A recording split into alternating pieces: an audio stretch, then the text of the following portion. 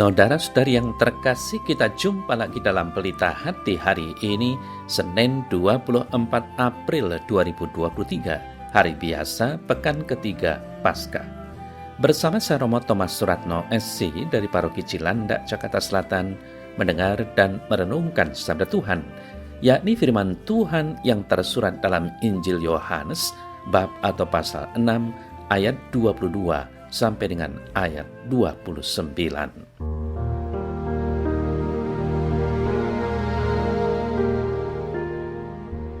Setelah Yesus mempergandakan roti, keesokan harinya orang banyak yang masih tinggal di seberang Danau Tiberias melihat bahwa di situ tidak ada perahu selain daripada yang satu tadi, dan bahwa Yesus tidak turut naik ke perahu itu bersama-sama dengan murid-muridnya, dan bahwa murid-muridnya saja yang berangkat.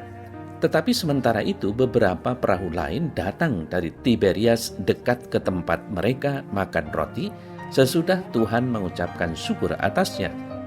Ketika orang banyak melihat bahwa Yesus tidak ada di situ dan murid-muridnya juga tidak, mereka naik ke perahu-perahu itu lalu berangkat ke Kapernaum untuk mencari Yesus. Ketika orang banyak menemukan Yesus di seberang laut itu, mereka berkata kepadanya, "Rabi, bila mana engkau tiba di sini?"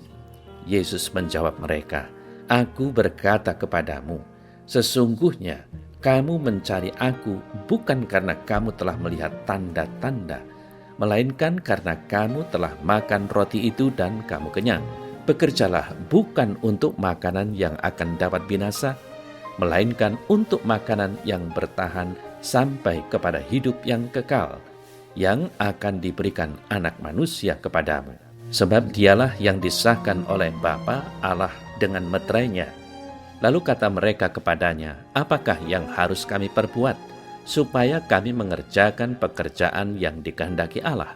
Jawab Yesus kepada mereka, "Inilah pekerjaan yang dikehendaki Allah, yaitu hendaklah kamu percaya kepada Dia yang telah diutus Allah."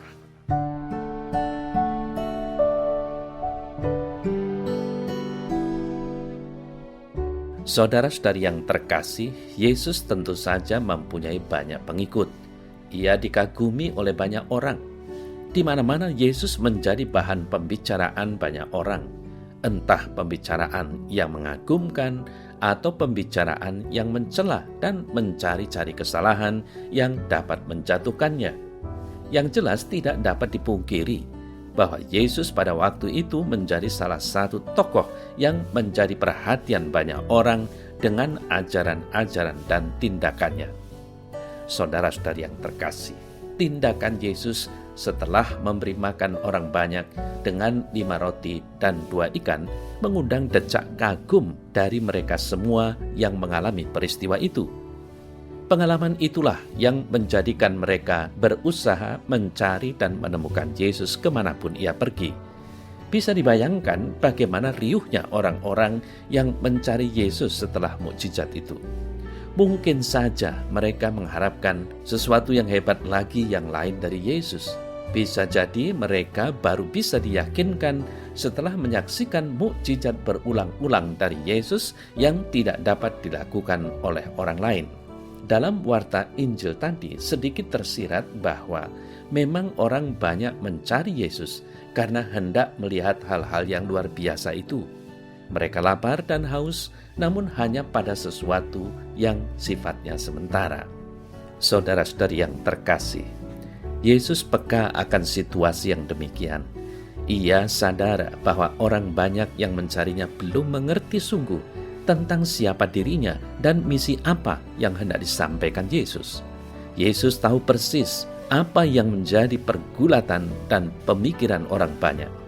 Mereka kagum akan perbuatan-perbuatan Yesus. Namun Yesus tidak mau hanyut dalam pola pikir mereka. Ia tidak dikendalikan oleh orang banyak.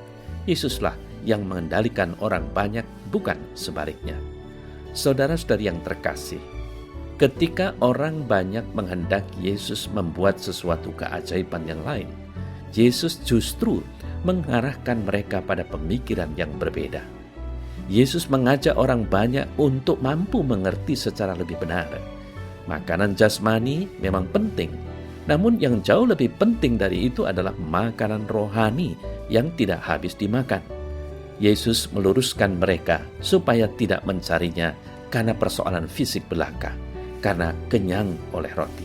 Saudara-saudari yang terkasih, nampaknya orang banyak yang mengikuti Yesus adalah orang-orang yang mau terbuka hatinya. Mereka mendengar masukan dari orang lain. Menanggapi masukan itu mereka bertanya, jika demikian, apa yang harus kami lakukan? Pertanyaan ini menjadi tanda yang jelas bahwa seseorang mau berkembang dan memperbaiki diri. Mereka tahu ada kebenaran yang lebih tinggi di luar pemikiran mereka dan mereka senantiasa mencarinya. Ternyata sebenarnya mereka tidak hanya lapar secara fisik, namun mereka membutuhkan makanan yang mengenyangkan secara rohani, membuat jiwa mereka menjadi tenang dan damai. Saudara-saudari yang terkasih, berhadapan dengan orang-orang yang demikianlah Yesus mengarahkan pemikiran mereka kepada yang lebih benar. Yesus mengajak mereka untuk tidak berhenti pada sesuatu yang kelihatan, yang bisa dirasakan, yang bisa diraba dengan panca indera. Yesus mengarahkan orang banyak pada sumber kekal yang hadir di hadapan mereka. Anak manusialah yang sebenarnya menjanjikan makanan keselamatan kekal. Dialah jaminan makanan itu dan dialah yang menjadi makanan itu sendiri. Setiap orang yang menyantapnya tidak akan lapar lagi dan senantiasa ada janji keselamatan kekal. Saudara-saudari yang terkasih, bagi kita tidak mudah mengikuti kehendak orang kebanyakan yang tidak jarang menjadi kebenaran yang perlu kita perjuangkan.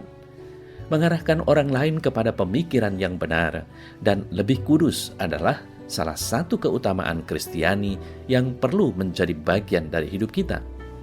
Jika kita hanya mengikuti arus yang seringkali ada hanya karena keinginan fisik, apa istimewanya kita sebagai seorang Kristiani? Santapan Ekaristi menjadikan kita istimewa, mempunyai janji keselamatan yang senantiasa kita pelihara dan kita jaga.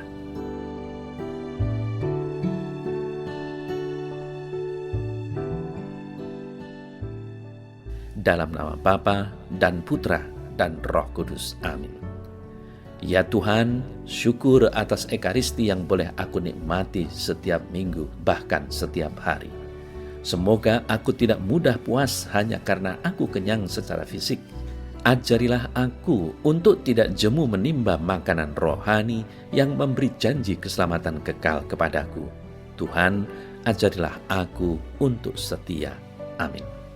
Semoga Allah yang Maha Kuasa memberkati saudara dalam nama Bapa dan Putra dan Roh Kudus. Amin.